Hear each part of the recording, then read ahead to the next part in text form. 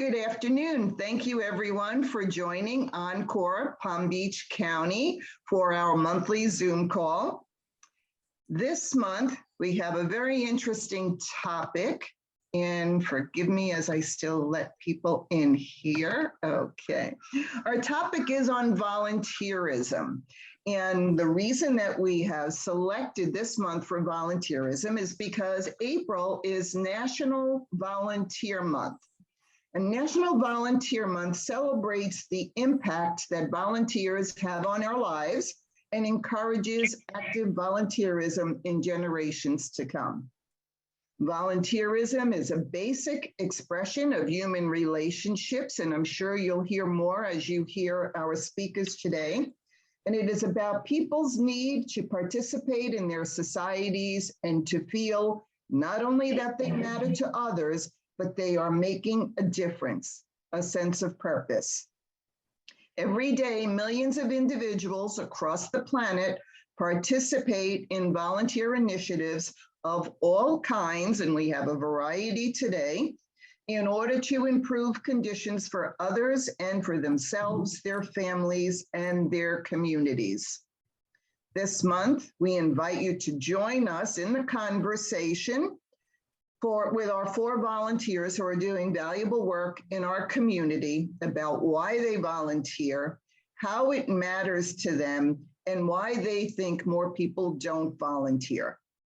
And so today I'd like to introduce to you, one at a time, our guest, Leigh Mattern, who is a volunteer at Murakami, Carolyn Kettle, who organizes volunteer projects for nonprofits with the residents of Abbey Delray, Harold Kaufman, a volunteer at Habitat for Humanity, and Steve Werner, founder of the North County Men's Shed.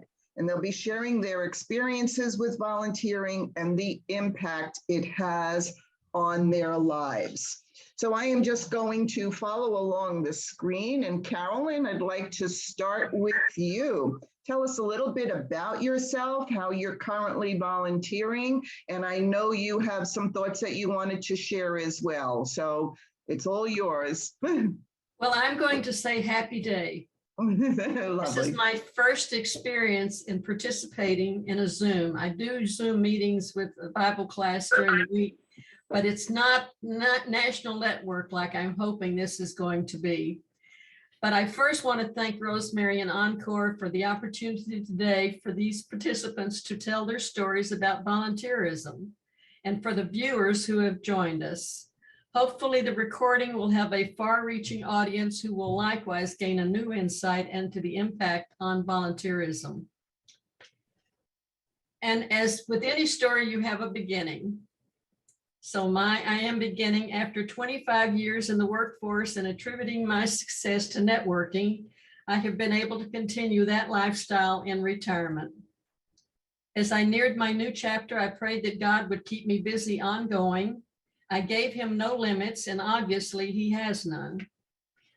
I knew Rosemary before she founded Encore. It seemed most fitting to get on her successful bandwagon, which evolved into her introducing Encore's volunteer program, which fit my goal. Having now been at Abbey Delray in Delray for 17 years, when I retired 2 years ago, Rosemary served as a great resource for recruiting volunteers here at Abbey, which produced almost 40 volunteers. As Abbey began to lessen its COVID restrictions, 2 nonprofits gave us 7 projects from Cross Ministries and Literacy Coalition to complete on our campus. Those 2 projects, Cross is one that most of you are familiar with, that feeds the hungry and the poor in the 2 counties. And Literacy teaches reading to family and children and adults. We have plans for adding 2 new nonprofits this summer. The goals of Encore and nonprofits are to help others. I can vouch that they have achieved that here at Abbey Delray. Our participants have truly enjoyed these projects and would hope we do this monthly. On a personal note, I can assure you that my retirement years have been that and more. My days are full and rewarding and motivating for more to come. Thank you, Encore and Rosemary. I feel even younger in retirement. Now that sounds like a farce, but it truly is my confession. I want to compliment Encore for offering Zoom meetings. No doubt this enables myself and perhaps others to benefit from this very successful venture. And thanks again. If there are any time for questions at the end, I'm happy to reciprocate. Thank you so much, Carolyn. Very well said. You got it all in there. Thank you for sharing, and we'll be getting more from you a little bit later. Steve, you're next on my screen, so I would love to have you tell us a little bit about yourself as well. Sure. Thank you. Thank all of you, and thank Rosemary for letting me be involved in this. I'm happy to give back because I think that's important in all that we do. I moved to Florida permanently in 2016. I am a retired engineer, and I also have a degree in chemistry. My wife will tell you that's the reason I'm totally confused. I worked in the petrochemical industry and subsequently managed several engineering firms, and retired after about 53 years of working. I actually, to the best of my knowledge, I retired 4 times. I wasn't very good at it. I think one retirement actually lasted about 2 days. I enjoy working. In 2018, I started the North County Men's Shed, and I also sit on the board of the national organization. Men's Sheds are nonprofit local organizations that provide space for men, social interaction, and work on projects. Concept was they started in Australia about 25 years ago, primarily as a way of combating a very high suicide rate. Turned out that when men retired, and I think it's true in lots of places, not just Australia, but one day they had meaning in their life, the next minute they had nothing to do. Nobody was calling them, no projects to work on. They were very lonely, and many of them committed suicide. So the Men's Shed was actually a government-funded, eventually, organization to help combat suicide. Your second question was, what was my first experience at volunteering? To the best of my recollection, it started at the church we belonged to when we lived in Pennsylvania. We were members of the oldest Presbyterian, actually the oldest church in Pennsylvania. It was started in 1740. And, we called it the money pit because something was always breaking. It was a very family-oriented church. Something needed to be painted, somebody painted it. Something needed to be rewired, we rewired it because there was no money. So I became an elder, and it was a way of giving back and contributing. And it was really a great sense of family and well-being. And I think that while there was some expectation that church members would help volunteer, it really became very quickly a labor of love for all of us. There were very, very few people in the church community that didn't participate in some way or other. That was about the time I was sort of winding down from my business career, at least one of the winding downs. And actually very quickly became involved in other volunteer opportunities. I sat on our environmental advisory council for the township that we lived in. I joined SCORE. Many of you are familiar with current executives. Within a short period of time, I became the vice chair of our chapter, which was the local, it was one of the largest chapters of 350 in the US. And in 2015, we were chapter of the year. I'm still scratching my head trying to figure out how I became vice chair. It wasn't obvious to me at the time, and it still isn't obvious years later. One of my hobbies is amateur radio. I belong to an amateur radio club that was having some problems and was foundering, and somebody said, "Why don't you take over as president?" I thought, okay. And 6 years later, I was still doing it. And that was a love of, a hobby that I had. And I also worked a lot with the Boy Scouts, helping them with a number of merit badges. environmental Oh, science. Steve, you have such an interesting story about all your different volunteer opportunities. So we're going to come back to you Okay. to share more of that because, you know, I think, and we'll attest, we can probably all attest to this, that there are certain experiences in our life that sort of draw us into volunteer opportunities. We don't just seem to happen upon them. There's something that has brought us into it. And so we're going to get into a little bit more of that after we finish introducing everyone. Good. Thank you. And we're so happy to have you and you gentlemen, both of you here, you and Harold, because, you know, typically when we talk about volunteerism, it seems like it's always the women that are the first to step up. So it's really important that the men understand that there are many opportunities and needs for them as well. So we're going to talk a little bit more about that as we move forward. Leigh, tell us a little bit about yourself. Well, thank you for inviting me to join y'all here. Prior to retiring, I'd been a flight attendant for 44 years. And of course, the craziness in that schedule made it very difficult to commit to a fixed time for volunteering. But I did collect things and donate things. I would get the unused, unopened shampoo bottles and conditioner and whatever, and bag that all up and take it over to Boca Helping Hands, and they could pass them out to the homeless. And I would get used towels that were still in okay position, condition, and give them to the shelters so they'd have them for the animals and things. So while I wasn't able to really commit to a specific time and place, the mindset was there. And I retired 3 years ago, and I took a couple of bonsai classes at Murakami Japanese Gardens and found out that I could volunteer there. But then we had COVID, which kind of squelched that a bit. But I've been volunteering there for about a year. And I work in their bonsai garden, where the exhibition is. If you're familiar with the gardens, it's gorgeous there. And we get all those trees nicely groomed and things for everyone to enjoy. But if you don't like to get your hands dirty, there are a lot of other ways to volunteer at Murakami. In admissions and membership, and in the in the gift shop. There's a lot of different places, and I met some really great people there, and it's a lot of fun. It's a perfect place to be. Nice, and it's something you enjoy, which is even better. Exactly. That's great.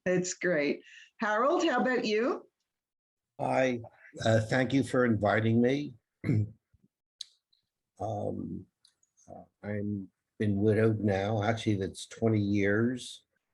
And I raised 2 children on my own. I moved here 10 years ago. And as a widower, I was looking to, as one of my friends put it, reinvent myself. I'm a retired attorney. I began volunteering within my HOA community. I organized a singles club. I organized emergency response committee.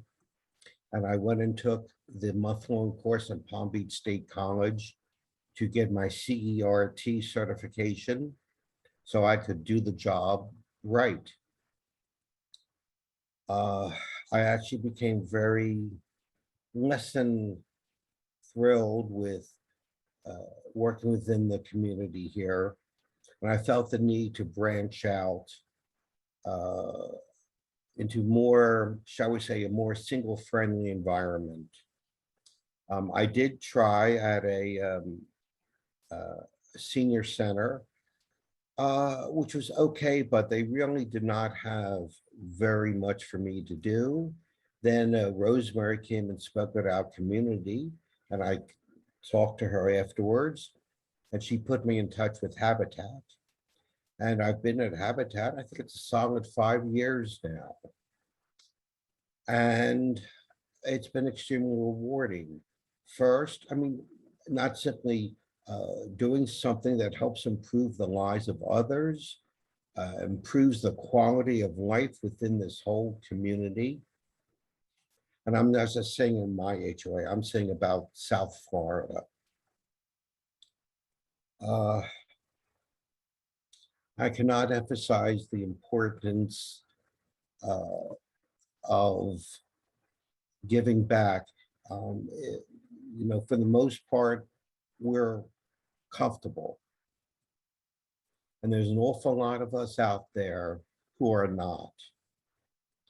And I think it's just the way I feel that it's my responsibility to help give back, to help improve the lives of others, to help do my little bit to make this world a little bit better. I'm so glad you said that, Harold, because, you know, because of where we live, there's the assumption that, you know, everyone is wealthy, everyone is, you know, living behind gates and fancy communities. And yet there is such a need here that so many people are not aware of. And, you know, much like you said, I think most of us, you know, have gotten involved in volunteering because we saw a need. And I'll just share a little bit of my story. I mean, I first started in volunteering when my kids were in nursery school. You know, the nursery school was it was part of a church organization, and they were going to close because of lack of funding. And I'm going back a number of years. And so I just kind of rallied everyone together, and we started doing things like having Tupperware parties and all kinds of things to raise funds for the school. And one thing after another, I mean, we were having craft shows and all kinds of things, all hands-on. You know, there it was young mothers with their children, but it was really to save this school, and we did for a number of years. And that was kind of what got me into that whole volunteer concept. And I haven't stopped, as you can tell. So that was many years ago. So I think for many of us, it's that we see a need that needs to be filled. And do any of you, did you start doing what you're doing or volunteer? And I can tell from some of what you've said is because you felt there was a need. So would anyone like to jump in and share something on that? I think identifying a need is obviously one of the early steps, but I think it's important to be able to, you know, find a way to volunteer using skills that you have, and finding an organization and a cause that you can be passionate about. I mean, I'm sure we've all sat on different organizations, boards, what have you, wondering why some of the people are around the table. What are they doing here? Because they're not really working and, you know, sharing the load, if you will. And I think it's because they're not passionate about what the organization does, or perhaps it's not a very good fit for them. I mean, I've volunteered with a number of organizations because they all had something where I felt I could contribute. You know, running a ham radio club, something easy for me to do because I think I'm relatively well organized. I'm also an engineer. Ham radio is a hobby that I've had since I've been 14 years old, and I felt that I could contribute. And so I think that's extremely important. Yeah, and that's an excellent point. That is an excellent point because, you know, and that is one of the things too with our wisdom and experience events is that we do have so much talent and we do have so much to offer. And at any age, but particularly as we reach retirement age, you know, to be able to offer those talents and abilities and our wisdom and experience, I think, you know, as Carolyn said, I think that's what keeps us young. So anyone else want to jump in on that? So, Well, I'm sorry. Go ahead, Harold. okay. Yes. I'm a retired lawyer at Habitat. Most of my work is administrative. I've aged out of doing construction. I will pick up a paintbrush but I keep things nothing higher than about 5 feet off the ground. But what I really do enjoy is getting in there, organizing files. There's a great deal of satisfaction in putting together the materials that means like a veteran is going to get a repair to his house in honor of Veterans Day, things like that. And the thing that I want to emphasize is that getting the project done, I can feel all 8 cylinders in my brain clicking into gear the way they used to do at work. And it's a nice feeling. Doesn't happen all the time, but often enough, and once a week, you know what? It's a good feeling. Makes me feel more alive. It's a feeling you're not going to get playing mahjong or a canasta. I love that. I love that because that's one of the things we say all the time when we talk about retirement. You know, you can only golf and play cards, you know, for so long. And then after a while, it's like, okay, what's next? So Leigh, you wanted to add to that? Yes, you know, when you're in the confines of a 9-to-5 job, the people that you have contact with are basically like you. I mean, you see them, the same people all the time, you know them pretty well. And what's kind of fun with the volunteering, it really exposes you to so many different interesting people from so many walks of lives, and they have wonderful stories and experiences to share. And it's just a treat to interact with people that are that you just normally would not have the opportunity to run into, or you haven't had the opportunity to run into in the past. It broadens your horizons. You know, you learn a lot about them, you learn a lot about yourself, and there's a lot of really interesting conversations that go on because of that. Exactly. And I think for most of us, you know, it's that socialization that keeps us mentally fit as well as emotionally fit, especially during these times where, you know, we were on lockdown for so long. And that was one of the reasons why, even with Encore, you know, throughout all of that lockdown, we were having regular Zoom calls and sharing information and helping people be as social as they could be, even if it was, you know, through online, because I think that's an important aspect. And as you mentioned, Leigh, meeting people from different areas of life and interesting people, you know, things that we may never have considered, which is, you know, one of the things when we talk about people who are trying to find, a good fit for volunteering, we always, you know, advise them, try different things. And you'll know your natural passion will really just kind of find its way when you try different things. So I guess my next question would be then, how would you describe a good fit for a volunteer position? What is a good fit? What makes a good fit? Carolyn, we'll start with you.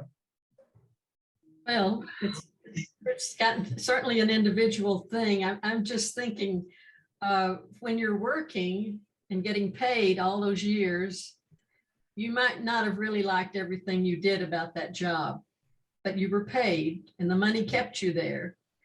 Right. When you retire, you are in charge of your freedom hours and you can decide how fulfilling they want to be.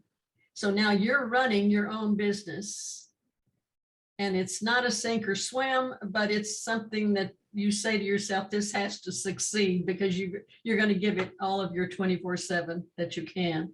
So it's an individual thing, but I think we all realize, we know when things are satisfying us, makes us happy.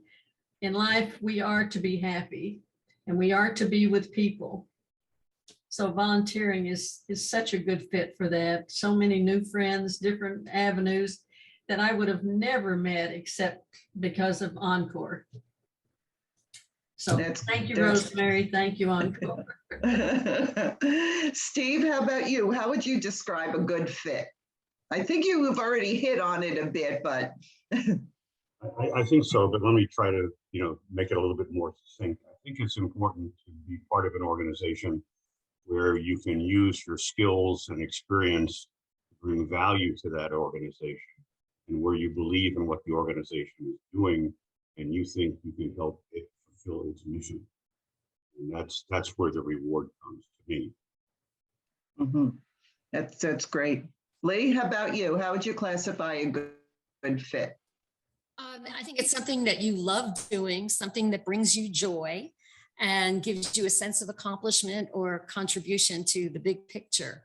And if there's something you do enjoy doing, whether it's gardening, like in my case, or teaching or mentoring or website work or carpentry, whatever it is, there's going to be a need for your services somewhere. It may not be where you think it's going to be. One of my bonsai friends there was an architect, and he's not working so much with the plants, the trees and things, as much as he's working in the area where we work. He's making the workflow area better for us. He's building tables for us, and the trays that we can build the trees up a little higher. It makes us easier to work on them.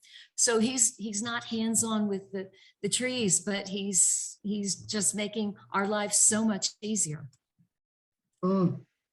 And that's a good point, because it's utilizing those innate talents, and we all have them. We all have those talents that we don't necessarily recognize. We all have those things that somebody else will say, gee, you're so good at that, and we don't even recognize in ourselves sometimes. So to have the opportunity to be in a diverse situation like that and to be able to utilize those talents, I think that is a gift in itself.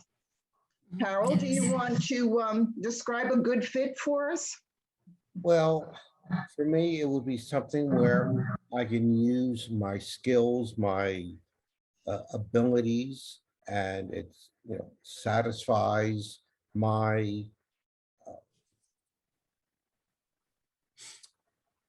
mental energies, at the same time where I feel that I'm doing something that is beneficial, where I enjoy the work environment, I enjoy the people I'm working with. It's a mix of both, the job itself as well as the people that you're working with. If they mesh together, then it's a very happy fit and you're comfortable. Listen, the practice of law is a very demanding one, and where I took clients' worries home with me at night, I'm very happy here to not have those kinds of pressures. I don't want them anymore. Right. That's one of the pleasures of retirement. But I thoroughly enjoy going into work, getting involved, working on a project, being mentally stimulated. Right. Enjoying the people I'm working with, younger people from a much more diverse background, sharing and learning from each other. Believe me, they've taught me many things on computers. I've learned a bit on Excel spreadsheets, major accomplishment for me, loved it. On the other hand, I've taught them things about mortgages. I've taught them just recently, they were trying to figure out how to put a hole through a cement wall. I said, all you need is a carbide bit for your electric drill and you'll go right through it. Little old thing I knew from practicing as an electrician through high school and college, but it's a trade-off. Right. We all have skills and knowledge that when we exchange them among ourselves, we all benefit. Definitely. And I think you hit a point there too, as far as the intergenerational.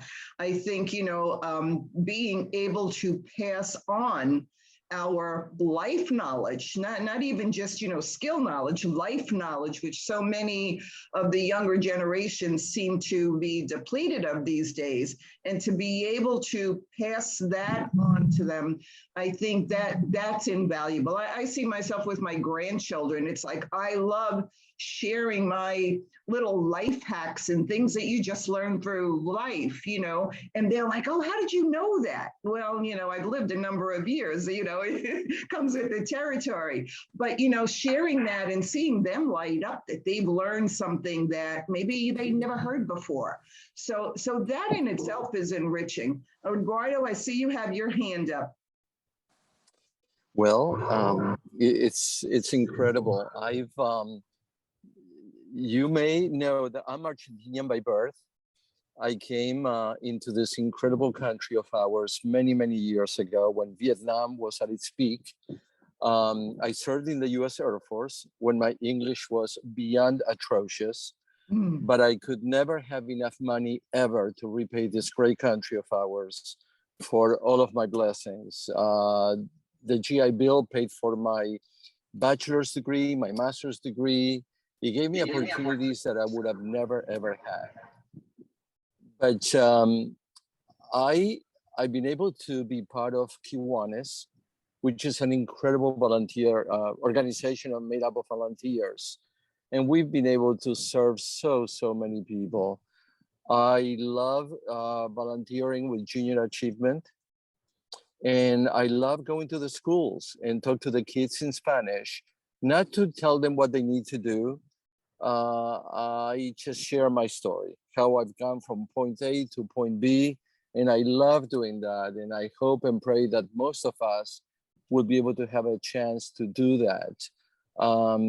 Schools would love to have that opportunity, to have an adult share with their students. Please forgive me, I'm by a railroad track. But it's just I would love to have an opportunity to have one of you go to the school and share your life story with our kids. But again, to know a good fit, we all have transferable skills, but I think attitude is everything. I cannot teach you attitude, but I can always teach you a job. I can always teach you what to do. But if you have a good attitude about anything, you're in it. You'll be a great fit for anything. For anything. Thank you for sharing. Thank you. And you're right.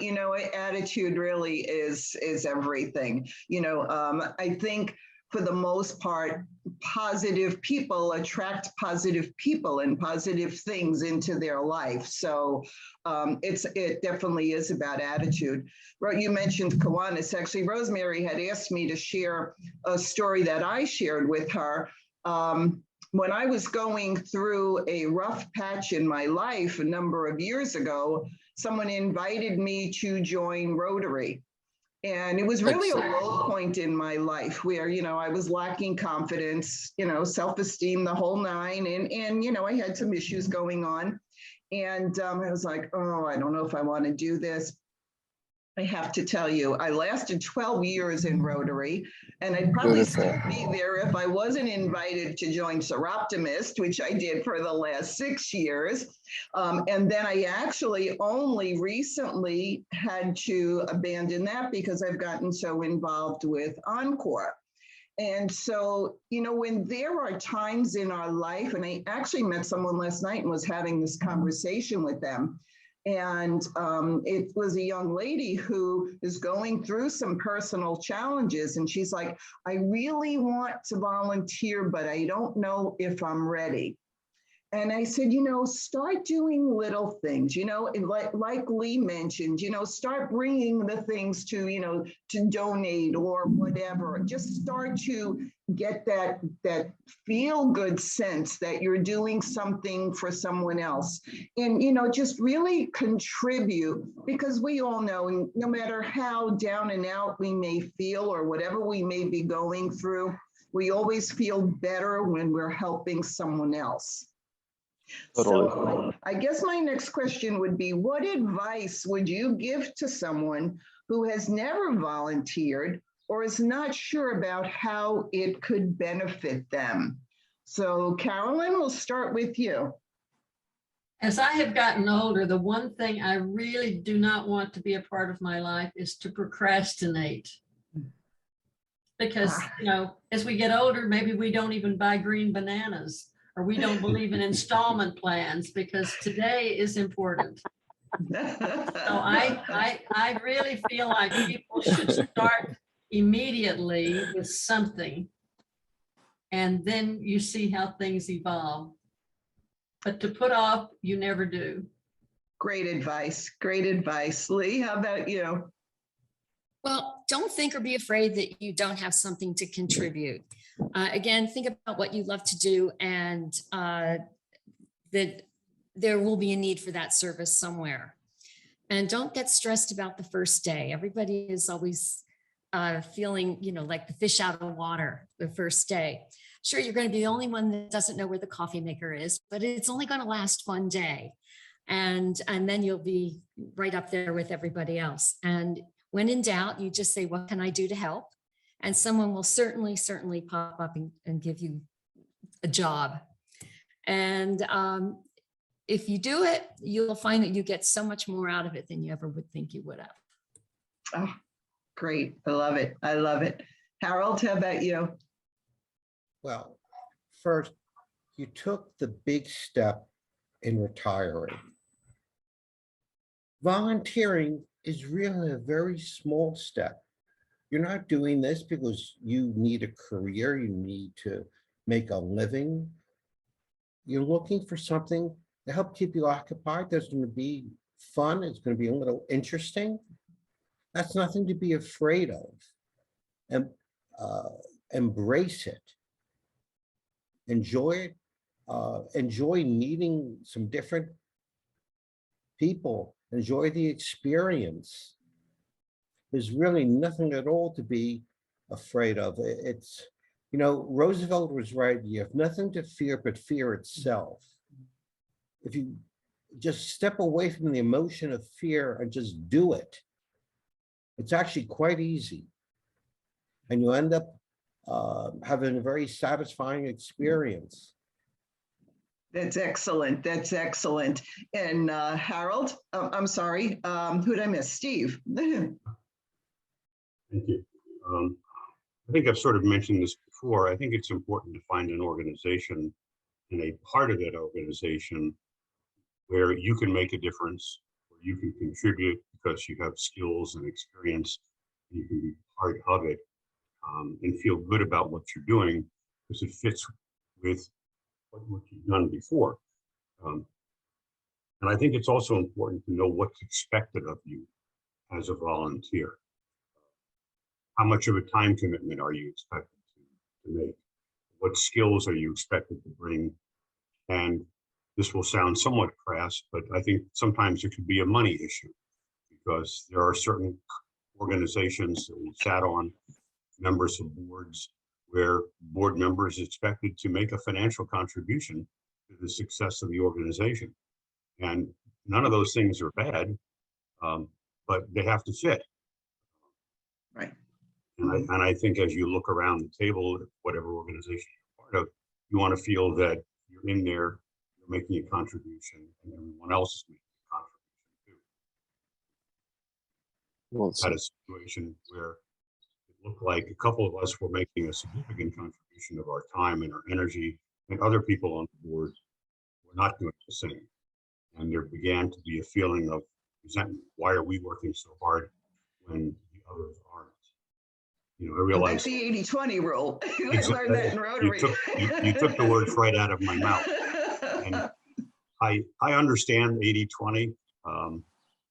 Probably can't change it, but you don't want to be sitting there going, how come I'm the only one who's working 12 hours a day or whatever it happens to be. Right, right.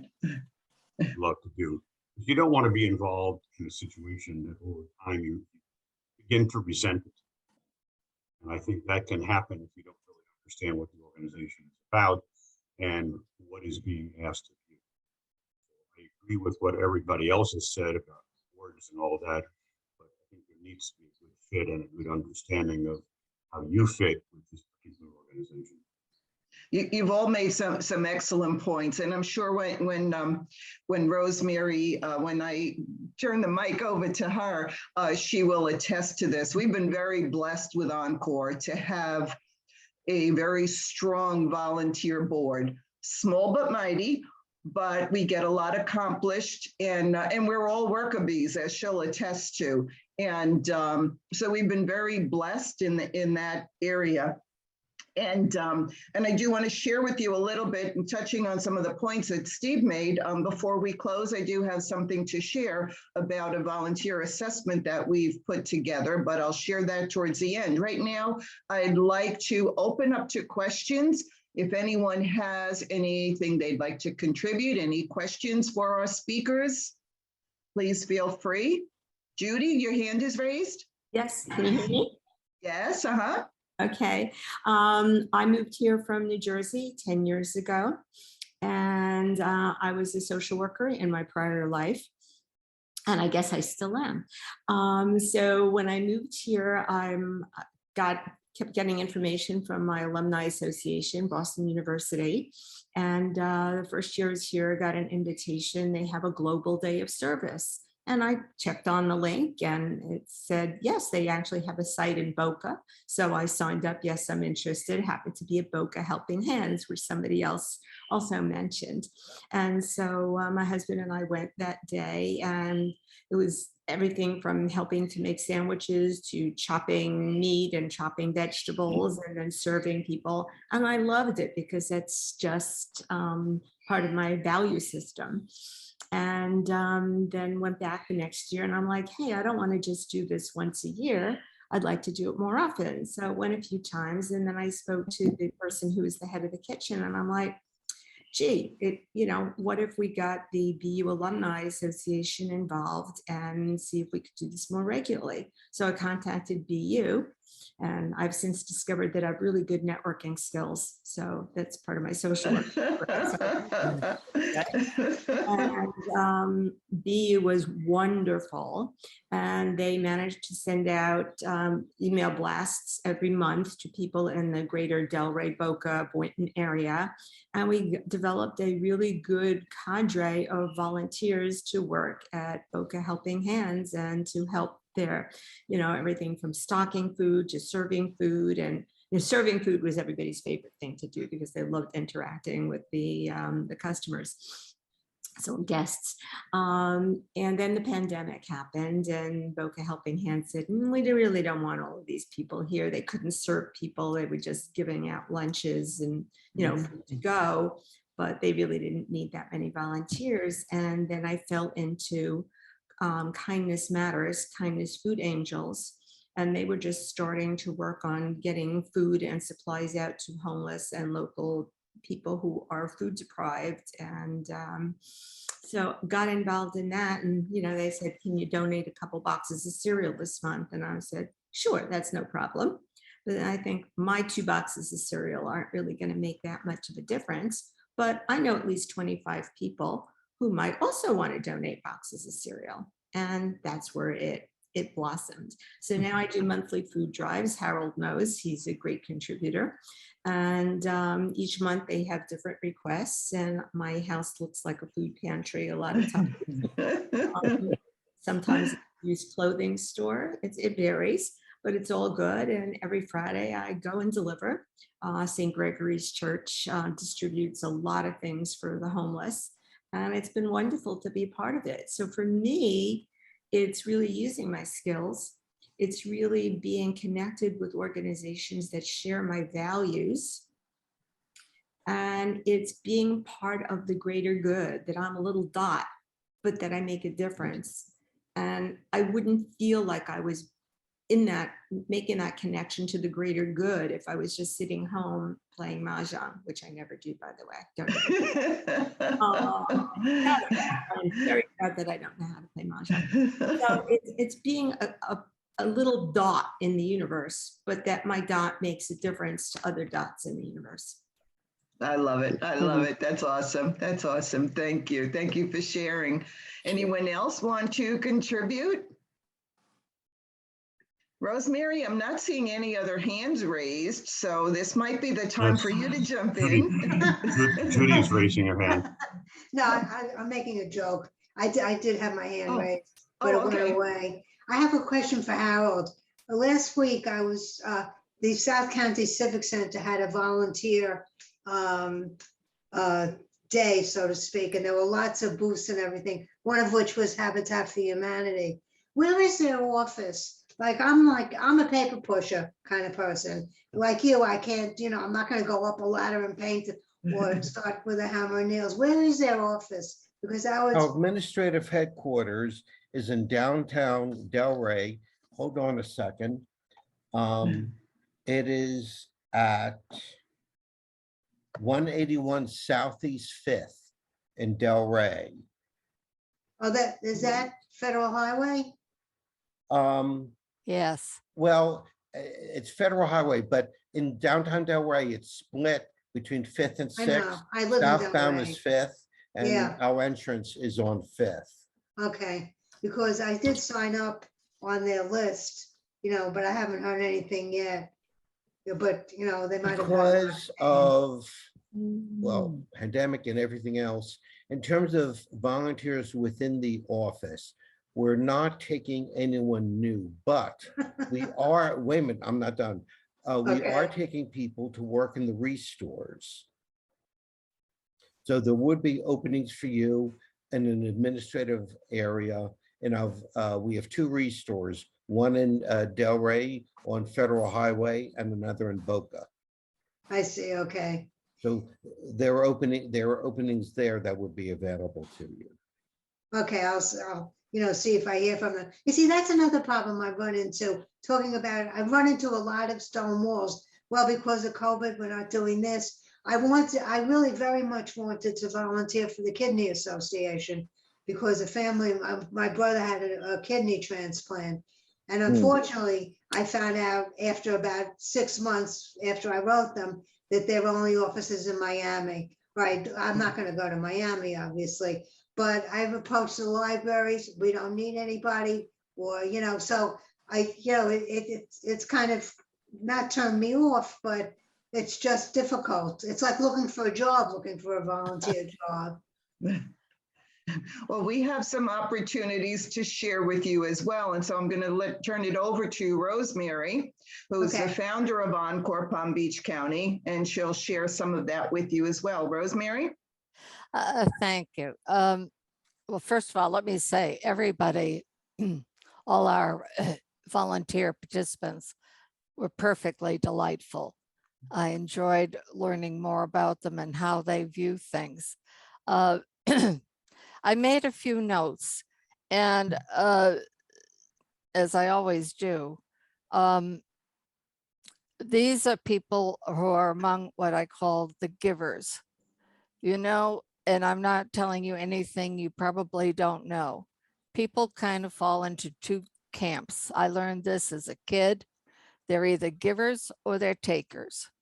Fortunately, this country was built by a lot of people who are givers, and volunteerism has always been a big part of our national culture. If you read the literature about volunteering, our country is unique in that it's not a way of life in lots of other countries. However, the sad thing is, and everybody knows I don't like to be negative about anything, but the sad thing is that really the level of volunteerism has declined in this country, primarily among people 50 and older. The Stanford Center on Longevity has done a lot of research in this area. And while we have adopted their philosophy that volunteerism is an important part of healthy aging, they have pointed out that people in their 50s who are working, and we all understand that it's hard to be a volunteer when you work full time, particularly in very demanding professions. But they have pointed out the decline in volunteering with organizations like Kiwanis, like other charities and so forth. because as people are pressed to work harder and harder to hold their jobs, they really, at the end of the day, they want to go home and turn on the TV or whatever it is they do to relax. So that's part of it. I think there's also been a deterioration in the sense of community. And that is one of the things that Encore is very much committed to. The whole idea of building sustainable communities rests on the foundation of people being willing to work together to solve problems at the local level. There's plenty of problems that need attention. And of course, we're not able to perhaps affect things on a national level, but we are on a local level. And as Encore goes forward and continues our work, these are the things that we'll be focusing on. We tend to talk a little bit about age-friendly Palm Beach County. What does that mean? It means bringing people of all ages together to work on problems. And you've all mentioned about meeting new people and bringing different people into your life. And so that's a very important part of growing our community.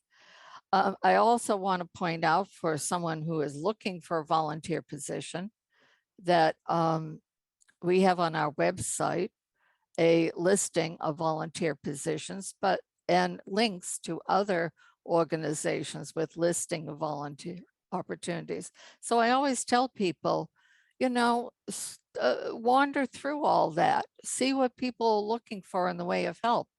You don't have to figure it all out by yourself. There may be something sitting there that would be perfect for you. And if not, then I think that Christine and Joni, who is also a board member of Encore, have ideas about how to find that. I would like to ask Steve to just elaborate a little bit more on his view of why he felt so strongly about organizing a men's shed, because you touched on it briefly, but if you would just share a little bit more about what you think men need, particularly since so many talented men have retired here in Palm Beach County. Are we really tapping into them? Thank you, Rosemary. Actually, in the interest of full disclosure, a lot of credit has to go to his wife. 4 years ago, I knew nothing about men's sheds. I couldn't spell men's sheds, didn't know what they were about. And sitting in the den one night, respected chairs, she was reading the newspaper and threw it over to me and said, "Here, read this article." And it was an article about men's sheds. And it was a time in my life, and I was bored. We moved to Florida after having been involved in so many different activities up north that they were all cut off. And I sort of said, okay, I want to sit by the pool, I want to drink beer, and I want to play golf. Those were my goals. Well, that worked for a while, but it was getting to a point where I was bored.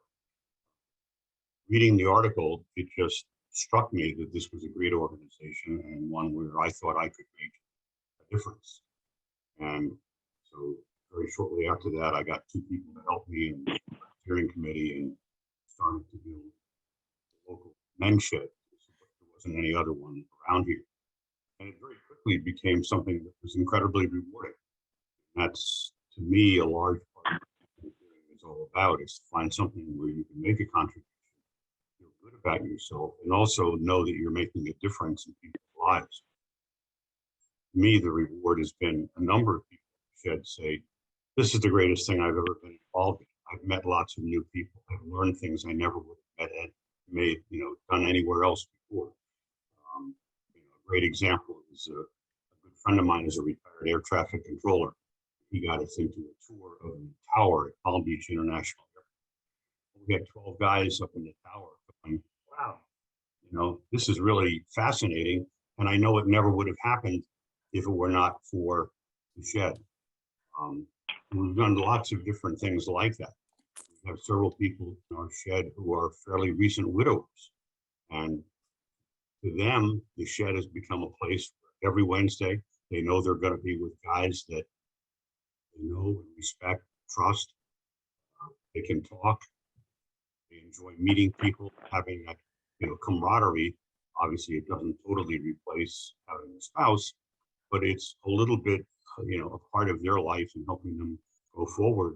And in some cases, giving them hope that they might not have had before. Thank you, Steve. Rosemary, can I vouch for Steve? Yes, No. of course. No. I actually joined the North Palm Beach County Men's Shed even before I retired. But it's like he's done an outstanding job, even during COVID, to finding great guest speakers, and getting the members to come up with ideas for themselves to come up with, some volunteer speakers and presentations. Now that COVID seems to be winding away a little bit, he's done a great job of getting some get-togethers, doing different things. So I know, Rosemary, you and I have talked about this. Christine's aware of this. Steve's aware. Love to start one in South Palm Beach County. But ironically, I think Ira Miller lives in Delray. Frank lives in Delray. And so there are members that, to go and start a new one. I don't know, Carolyn, you and I have talked at length about starting one down here. I don't know, it's still a desire, but I'm just concerned that it could be a still tough one. But Steve's done an outstanding job, and I see the benefit, I see the smile on the guys' face when we get together, either Zoom or in person. So. Thank you, Dan. Your check is in the mail. Well, I think that a men's shed needs a prime mover like Steve, because men are, what can I say? They're not used to organizing the bake sales of this, or that, and the other thing. I think they have to be drawn out. And Steve, I just referred a Bill Stevens to you, Yes. who lives in my community. And I haven't told Bill this, but he was referred to you because he was telling me that he felt that the men's group in our community is kind of dull, and they weren't doing anything interesting.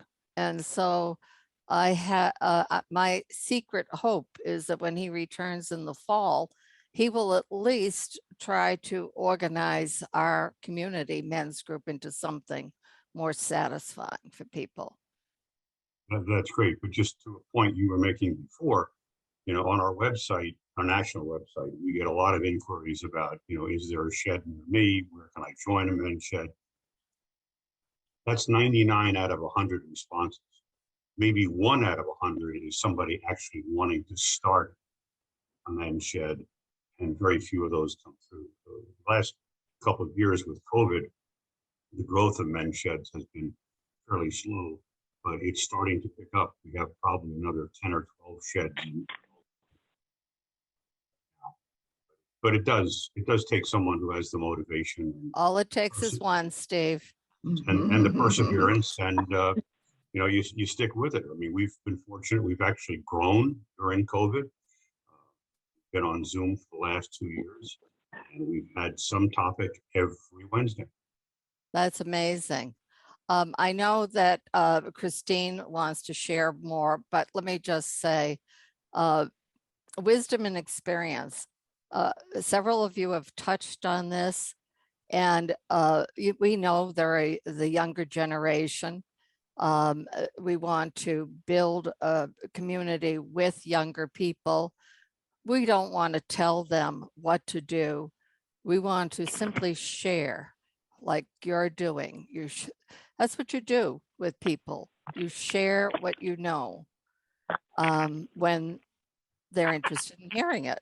So I think at that point, I'll turn it back over to Christine. And thank you all once again for your participation. Thank you, Rosemary. Thank you. Well, there are, and we've touched on this, there are so many people who may have an interest in volunteering, but they don't know where to begin. They don't know, where to try, where to find the information. So for starters, as Rosemary mentioned, we do have more information on volunteer opportunities on our website. And with that being said, we also have created a volunteer assessment profile to get people thinking about some of the kind of things that they may have an interest in. And so with that, Joni Cherbo, who is one of our advisory board members, and she's on the call. We've created this assessment, and I was going to try and pull it up, but for some reason, I can't seem to get it right now. We will send it to everyone who is registered for the call. And Joni, would you like to share a little bit more about what the assessment is? You only have about 2 minutes, Joni, because we're a little over time. Okay? Yeah, I apologize. I'm away from my computer, away from home. So I have you all on my cell, and I'm such a digital dummy. I'm afraid to try to get the visual on. So you're just going to have my voice. Okay.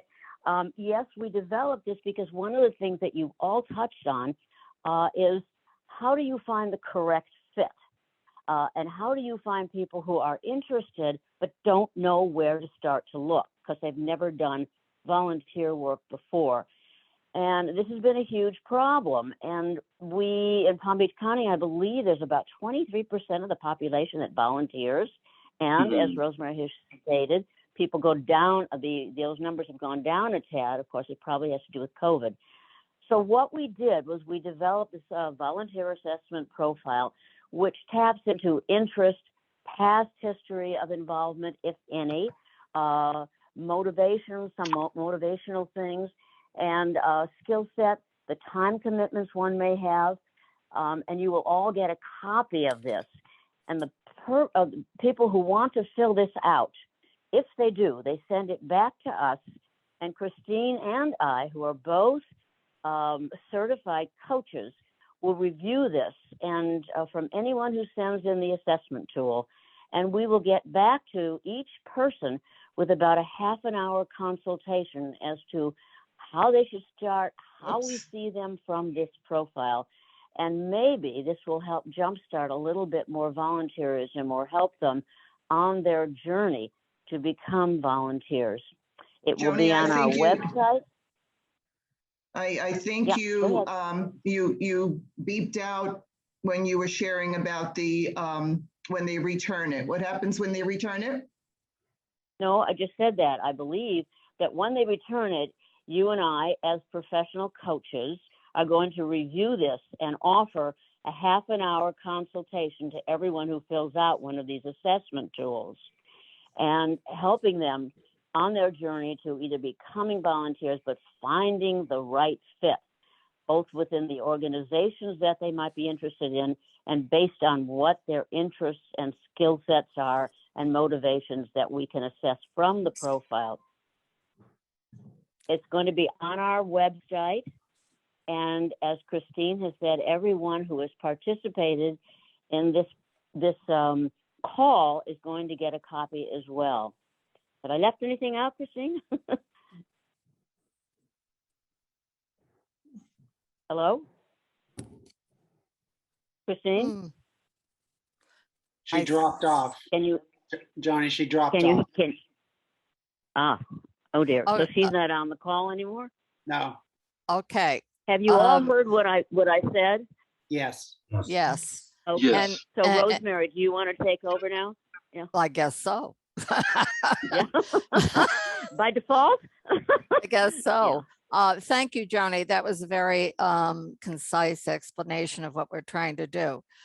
So yes, we will be putting it on our page on our website that's devoted to volunteer positions. I appreciate Joni and Christine's willingness to offer their services. And since all of you will get a copy of it, you may know of somebody who might be interested in becoming a volunteer, but would like to learn more about themselves and what's involved. And so please share it with others. I think Judi Jarecki said it's hard to find the right thing. And what we're trying to do is to provide a tool to find the right thing.